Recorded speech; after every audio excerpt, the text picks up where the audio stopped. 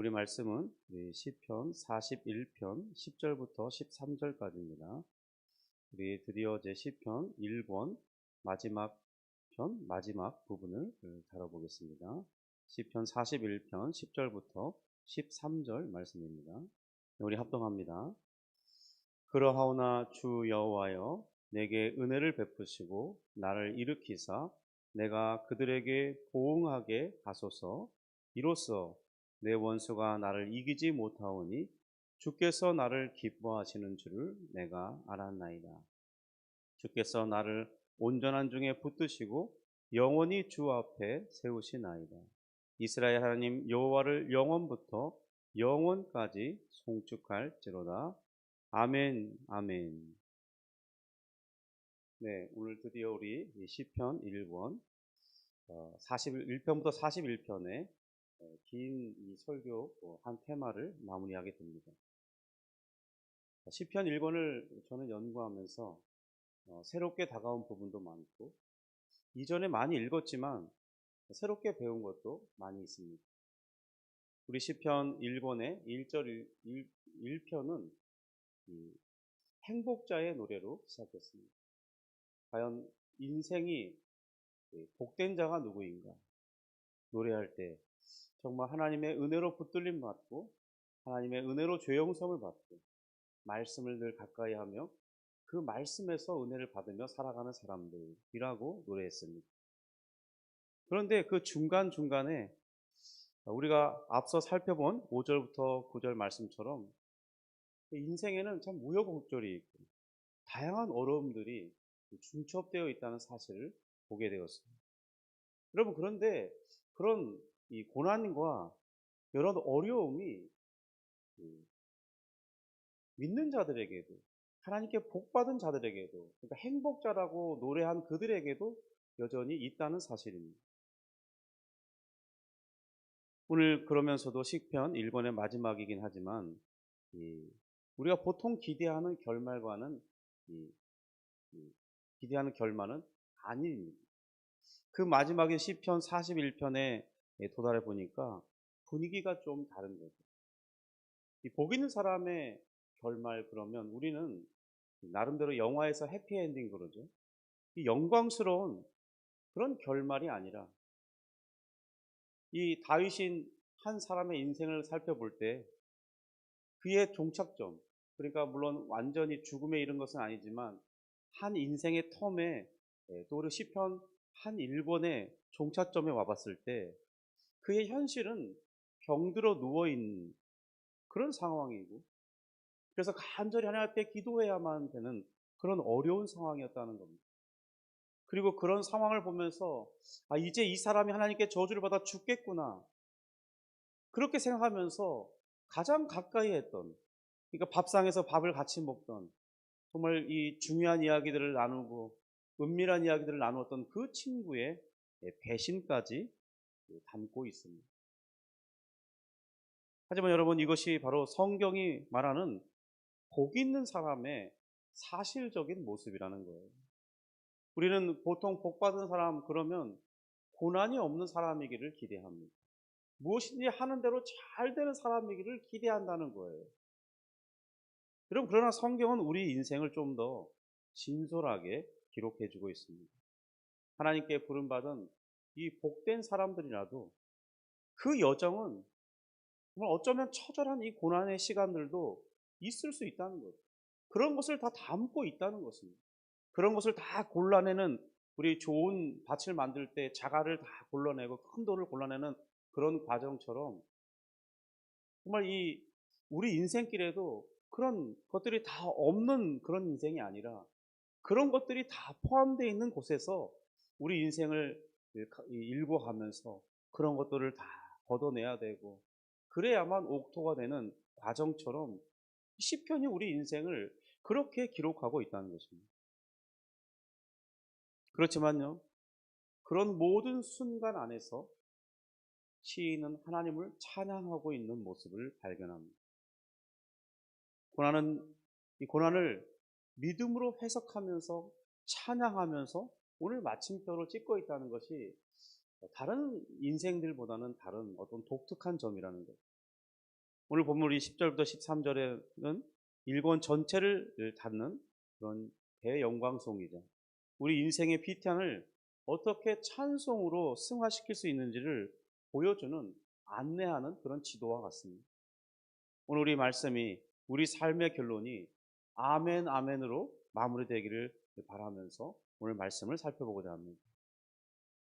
앞선 구절에서 시인은 내가 신뢰하여 내 떡을 나눠 먹던 나의 가까운 친구도 나를 대적하여 그의 발꿈치를 들었나이다 하고 기도했습니다. 여러분, 이 기도 속에는 눈물이 섞여 있지 않을까요? 정말 가슴 아픈 고백이 이 시편 9절인 것입니다. 이 배신의 상처가 얼마나 깊었는지 예수님도 훗날 이 가룟 유다의 배신을 앞두고 바로 이 구절을 인용하셨습니다. 요한복음 13장 18절에 내 떡을 먹는 자가 내게 발꿈치를 들었다 한 성경을 응하게 하려는 것입니다. 여러분, 예수님이 이 말씀을 인용하실 때 예수님의 마음이 얼마나 아팠을지를 생각해 볼 필요가 있습니다.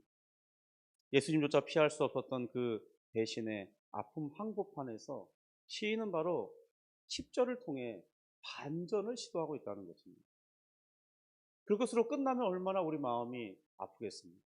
그런데 시인은 이렇게 고백합니다. 그러나 주 여호와여. 그러면서 그의 시선을 자신의 있는 삶의 현장 그대로, 이 고난과 아픔의 그 상황 그대로를 자신에게서 옮겨서 하나님께로 향하고 있다는 것입니다. 그리고 이렇게 기도하지. 나를 불쌍히 여기시고 나를 일으키소서. 여러분, 나를 일으키소서라는 이 간구는 단순히 병상에서 일어나게 되는 그것 이상을 의미합니다. 여기에는 분명한 부활의 소망이 담겨 있습니다.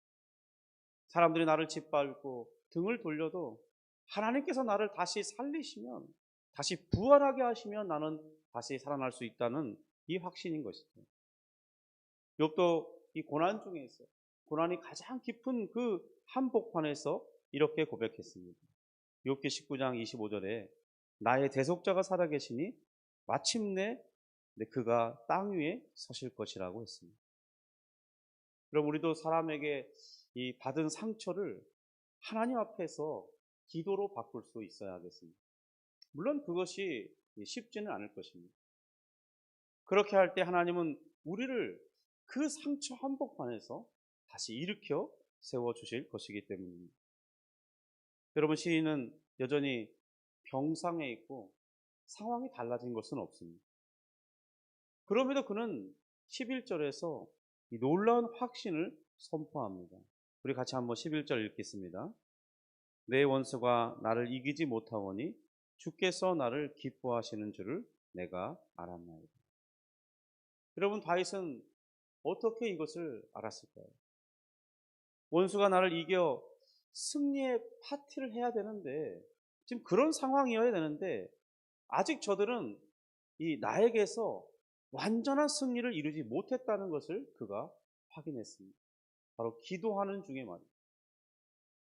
그리고 또 기도하면서 그가 깨달은 것은 내가 여전히 살아있고 고난 중에 있고 병든 중에 있지만, 친구가 배신하는 그런 상황 속에 있지만, 그런데 내가 이 기도하는 중에 깨닫다 보니 내가 하나님을 바라보고 있는, 그리고 이 모든 상황을 버티고 있다는 사실을 깨닫게 된 것입니다. 이런 정황을 살펴볼 때 현재의 그 사실만으로도 무엇을 확인할 수 있었냐? 바로 하나님이 나를 사랑하신다는 분명한 증거라는 것을 그가 깨달았던 것입니다. 여러분, 인생이 잘 되는 것만이 하나님이 나를 사랑하시는 증거입니까? 내가 정말 내가 원하는 것들이 다 이루어지는 것만이 하나님이 나를 사랑하신다는 확실한 증거이겠습니까? 여러분, 저는 시편을 다루면서 여러 번 반복해서 말하는 것이 인생은 어떻게 해석하느냐가 중요하다고 말씀드렸습니다. 비록 아직 고난이 다 지나가지 않았습니다. 하나님께서 보여주시는 것으로, 그런 가운데서 하나님께서 내게 보여주시는 그것으로 내 인생을 바라본다면 우리는 참으로 기쁨을 가질 수 있습니다. 이 11절에서 기뻐하다라는 이 원어의 뜻은 하나님이 나를 보면서 미소 짓고 계신다, 그런 뜻이 담겨져 있습니다. 우리 스바냐 3장 17절에도 여호와께서 나를 잠잠히 사랑하시며 그 입가에 미소로 또 나를 보면서 찬송하신다고 말씀하고 있잖아요. 사도 바울도 이 확신을 로마서 8장 31절에 이렇게 선포했습니다. 만일 하나님이 우리를 위하시면 누가 우리를 대적하리요. 여러분, 승리는 그러니까 반드시 원수가 내 앞에서 사라지는, 원수가 내 앞에서 완전히 무릎 꿇는 것, 그것만이 승리의 내용은 아니라는 것입니다. 승리의 내용 중에는 원수가 나를 대적하지만 나를 완전히 제압하지 못하도록 하시는 그런 하나님의 역사, 여전히 하나님이 나를 붙들고 계심을 확인하는 그것도 승리의 한 양상이라는 것입니다. 비록 내가 이 전쟁에서 뒤로 밀리고 있어요. 어떤 대결 구도에서 눌려 있습니다. 그것이 경기의 끝은 아니라는 겁니다. 우리 격투기에서도 보면 가끔 완전히 저 사람이 졌구나, 만약에 판정승을 한다면 저 사람은 완전히 졌구나, 그런 상황에 전개되다가 마지막 끝에 뒤집어서 역전돼서 완전히 질 것 같은 그 사람이 승리자가 되는 경우가 종종 있습니다. 마치 그렇다는 것이죠. 우리 인생이 완전히 눌렸다 해서 이것이 진 것이 아니라는 것입니다. 중요한 것은 하나님이 나를 붙들고 계시고 이 상대방이 나를 완전히 제압하지 못하도록 하는 그런 상황이 여전히 있다면 그것도 승리의 한 양상이라는 거죠. 지금 우리를 괴롭히는 이 문제들이 우리를 완전히 무너뜨리지 못하고 있고 우리는 여전히 그 안에서 씨름하지만 견디고 있습니까? 그렇다면 안심하시기 바랍니다. 하나님이 우리를 기뻐하시고 계심에 대한 분명한 하나의 증거이기 때문입니다.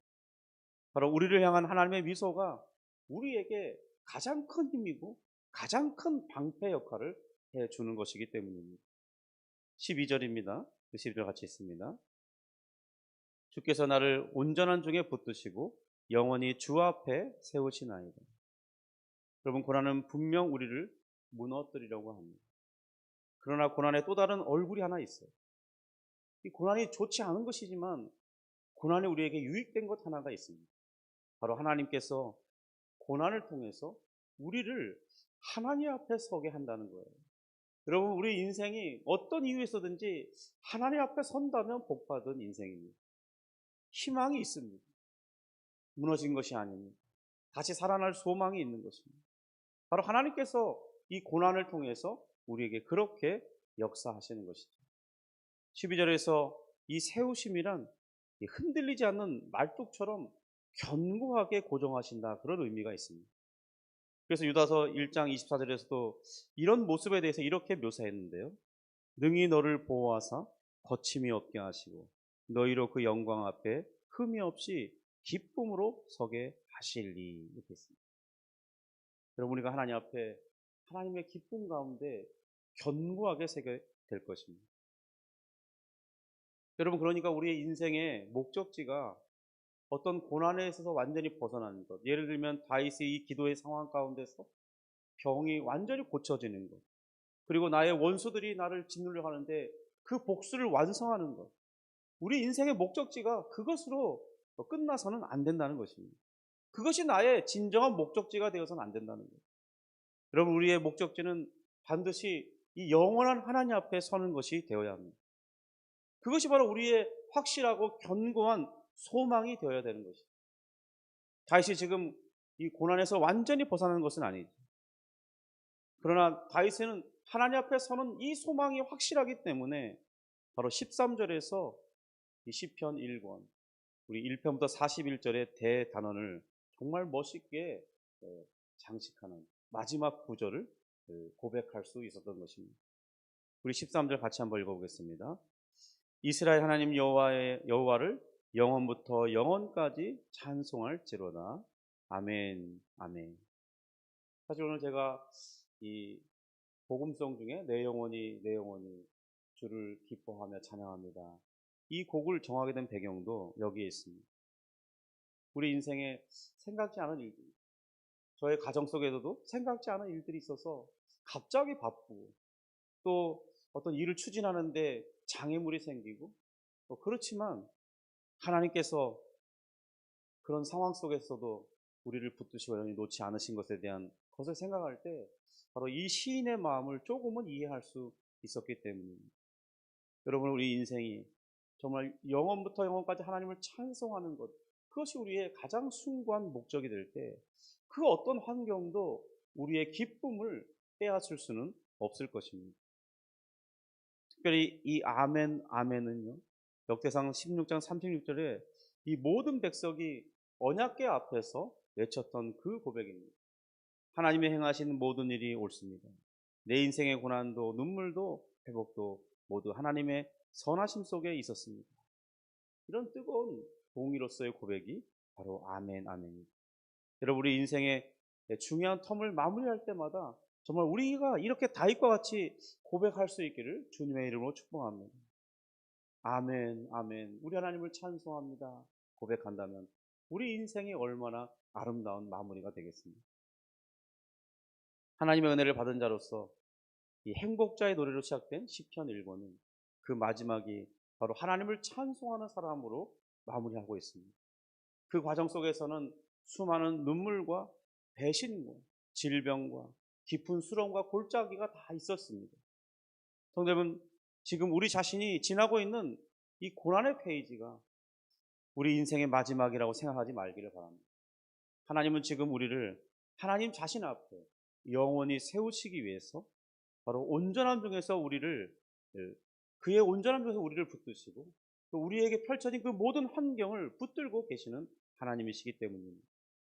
오늘 우리의 기도가 10절의 탄식으로 시작했을지라도 기도를 마칠 때 이 13절에 아멘 아멘으로 마쳤던 것처럼 우리도 그러한 고백으로 마칠 수 있기를 주님의 이름으로 축복합니다.